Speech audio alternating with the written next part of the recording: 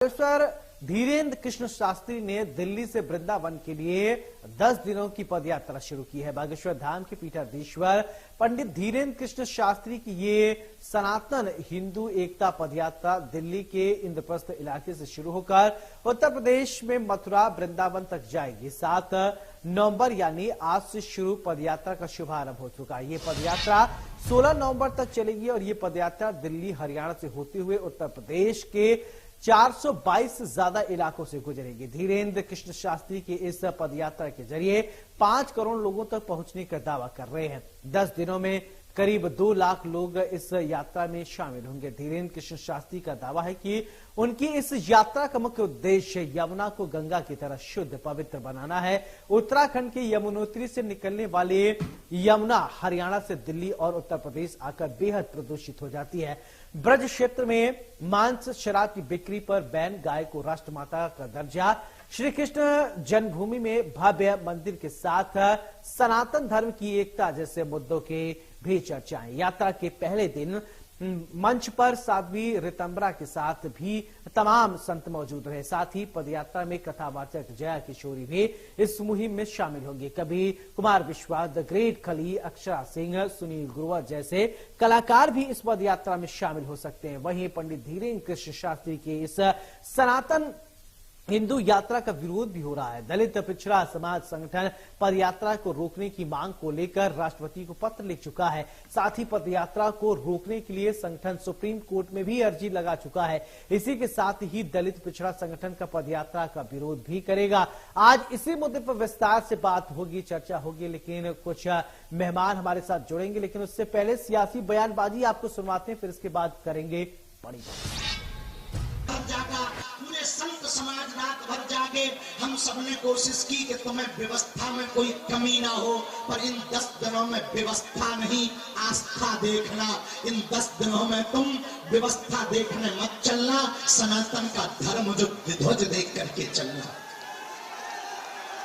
धक्का लगेगा, थोड़ी दिक्कतें आएंगी, कई बार तुम्हें कंबल ना मिलेंगे, पर तुम डटना नहीं, तुम हटना नहीं, डटना, तुम उलझना नहीं, सुलझना, तुम चलते रहना, क्योंकि चलोगे नहीं तो हिंदू एक नहीं होगा, और हिंदू एक नहीं होगा तो भारत हिंदू राष्ट्र नहीं होगा।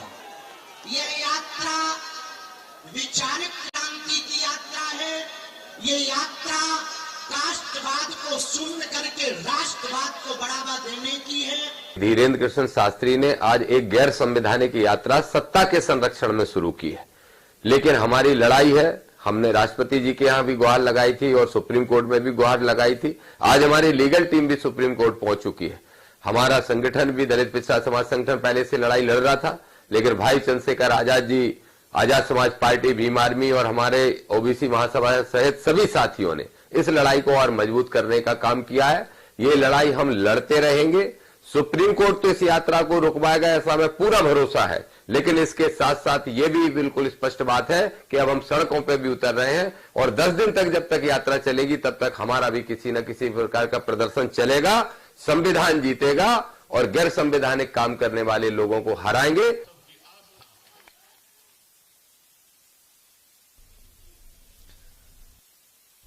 तो पंडित धीरेन्द्र कृष्ण शास्त्री की सनातन हिंदू एकता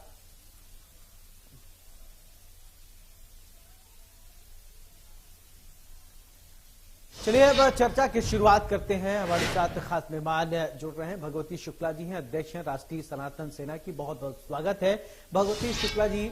सवाल आपसे कि पंडित धीरेन्द्र कृष्ण शास्त्री यात्रा निकाल रहे हैं, पदयात्रा निकाल रहे हैं और हिंदुओं को जगा रहे हैं, हिंदुओं को एक मंच पर ला रहे हैं, हिंदू राष्ट्र बनाने की परिकल्पना कर रहे हैं, यमुना को स्वच्छ करने की परिकल्पना उनके दिमाग में है, लेकिन कुछ लोग हैं विरोध कर रहे हैं, क्या कहेंगे? आपके माध्यम से सभी को जय श्री राम। सबसे बड़ी बात तो यह है कि जैसे बागेश्वर जी हिंदू, उनके जो संकल्प है, 6 संकल्प लिए हैं, उनको समझिए आप। आज देश की स्थिति, नदियां लुप्त होती जा रही हैं।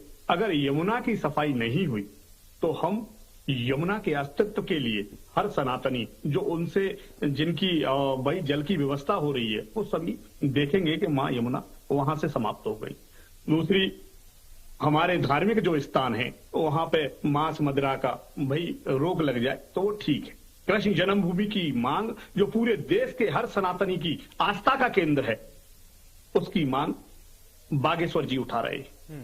और जाति पात की विदाई करके, जात पात में जो लोग राजनीति कर रहे हैं, जाति के नाम पर जो लोगों को बांटा जा रहा है, उसके लिए सभी हिंदुओं को आग्रह करके, आज देखिए ना मंच पर दीदी रितंबरा भी हैं, सभी जाति पाति के संत हैं। वैसे संत की कोई जाति नहीं होती, लेकिन जो जातिगत संगठन टारगेट कर रहे हैं, उनको बता दूं मैं कि आप कुछ चंद दिन के लिए बागेश्वर को टारगेट करके केवल आप बाबाई लूट कर कुछ इंस्टाग्राम फेसबुकों पे नेता तो बन जाएंगे, लेकिन समाज आपको पार्षद भी नहीं बनाएगा। धर्म के विरोध में जो खड़ा हुआ, क्या हिंदू राष्ट्र की बात करना गलत है? जब इतने देशों को इस्लामिक बना दिया गया, मान्यता दी गई, हमारे देश ने सभी को शरण दी और आज हम अपने अस्तित्व की लड़ाई लड़ रहे हैं। देश में भगवान राम का अस्तित्व पूछा गया, लेकिन संविधान से हम जीते और भव्य राम मंदिर का निर्माण हुआ। तो जाति के आधार पर जो देश को, समाज को तोड़ रहे हैं, बांट रहे हैं, वो अपनी जातिगत राजनीति बंद कर दें। इससे हमारे छोटे छोटे बच्चे। अच्छा भगवती जी, एक बात मैं आपसे समझना चाहता हूँ। ठीक है, हिंदू राष्ट्र किसी को दिक्कत नहीं हो सकता है, लेकिन भारत में सभी धर्मों के लोग रहते हैं, हिंदू, मुस्लिम, सिख, ईसाई सभी हैं, तो हिंदू राष्ट्र कैसे हो सकता है? ये परंपरा बहुत लंबे समय से चला रहा है। यही मिसाल दिया जाता है, दुनिया भर में उदाहरण पेश किया जाता है। भारत एक ऐसा, अगर दुनिया में 8 धर्म हैं, 8 धर्म के लोग भारत में रहते हैं और भारत में अनेकता में एकता रही है, फिर अचानक ऐसा क्या हो गया जो आप लोगों को ये महसूस हो रहा है कि हिंदू राष्ट्र हो जाए? क्यों ऐसा महसूस हुआ कि इसको हिंदू राष्ट्र घोषित होना ही चाहिए? हमारे देश के अंदर हिंदुओं को टारगेट किया गया, हमारे देश के अंदर धर्मांतरण किया गया। धर्मांतरण के नाम पर बड़े बड़े संगठन चलाए गए, बड़ी बड़ी फंडिंग हुई। मध्य प्रदेश में सारिक मछली जैसा फंडिंग के तौर पर छोटी छोटी बच्चियों को लफ्ज हाथ में ढकेलता है। उत्तर प्रदेश में झांगुर 500 करोड़ लेके आता है, कहां से लेके आ रहा है बताइए ना? टारगेट केवल हिंदू है। तो हम अपने परिवार की, हम अपने समाज की, हमारे राष्ट्र की, हम अपने हिंदुओं की सुरक्षा चाहते हैं, अपनी बहनों की सुरक्षा चाहते हैं, तो उसमें क्या बुराई है? जी ठीक है। मंजरी जैन जी भी हमारे साथ जुड़ी हैं, बीजेपी के प्रवक्ता हैं।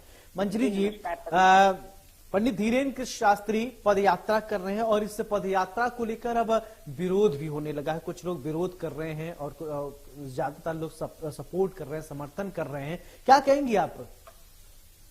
नहीं, इसमें विरोध का सवाल क्यों उठता है? मुझे ये समझ नहीं आता कि अगर हमारे देश के अंदर अगर कोई धार्मिक और सांस्कृतिक भारत की जो आत्मा है, अगर उसको लेकर कोई यात्रा निकाल रहा है, समाज को एकजुट करने के लिए, अगर राष्ट्रवाद और आस्था का संदेश देने के लिए निकले हैं, तो उसमें राजनीति करना और उसको गलत ठहराना, मैं समझती हूँ भारतीय परंपरा का अपमान है। पंडित धीरेन्द्र शास्त्री जी की यात्रा श्रद्धा की यात्रा है, न किसी दल की रैली है। तो राजनीतिक रैली तो है नहीं कि उसका भी आप विरोध करेंगे। मुझे ये समझ में नहीं आता कि हिंदुस्तान के लोग हिंदुस्तान में रहकर हमारे साधु संतों की यात्राओं का विरोध करते हैं, जबकि वह यात्रा धर्मनिरपेक्ष है। सभी जातियों को एकत्रित करना और सभी को सम्मान देना, ना कि हिंदू परंपराओं को अकेला बढ़ाना, बल्कि जो हमारी भारतीय संस्कृति और सभ्यता को मानता है उन सबको एक करना। हम सब उनका यह सबसे पहली तो यही भावना है इस यात्रा की। दूसरा, हमारी नदियों का संरक्षण करना, यमुना की साफ सफाई करना। तो इसमें क्या दिक्कत है? मुझे समझ में नहीं आती कि हर चीज में राजनीति करना जरूरी है क्या? हमारे धर्म में नदियों को माता कहा गया है। हम तो हर चीज में ईश्वर ढूंढते हैं, क्योंकि हम पूरी दुनिया को ही जो है हर कंकड़ को शंकर के रूप में पूजते हैं, हर नदी को माता के रूप में पूजते हैं, हमारी भारत माता को माता के रूप में पूजते हैं। तो इनको तो हर चीज में दिक्कत है। इनके कहने से क्या होगा? हमारा देश जो है विभिन्न संस्कृतियों से भरा है, विभिन्न धार्मिक स्थल हैं, वहाँ आसपास मांस मदिरा की दुकान ना हो, इसके लिए भी उन्होंने मांग की है। तो इसमें कोई, मुझे लगता है इसमें कोई विरोधाभास होना नहीं चाहिए। जाति प्रथा को समाप्त करने की अगर वो बात कर रहे हैं तो इसमें क्या बुराई है? हम तो चाहते हैं कि हमारा देश एक हो और सशक्त हो, जो हमारे माननीय प्रधानमंत्री जी कहते हैं कि हमारा जो देश है वो 2047 तक विश्व गुरु बने, तो इस सब में हम सबकी सहभागिता सुनिश्चित करना होगी। न सिर्फ पंडित धीरेन्द्र शास्त्री जी बल्कि हम सबको सहयोग करना चाहिए। मुझे बड़ा दुख होता है इस बात के लिए कि हमारे देश के अंदर जहां हम विभिन्न संस्कृतियों को मानने वाले लोग, जहां हमारे कहते हैं कि अनेकता में एकता और सबको एक सूत्र में बांधकर चलने वाले लोग हैं, हम सबके लिए सम्मान करने वाले लोग हैं, वहां हमारे साधु संतों की धार्मिक यात्राओं का विरोध होता है।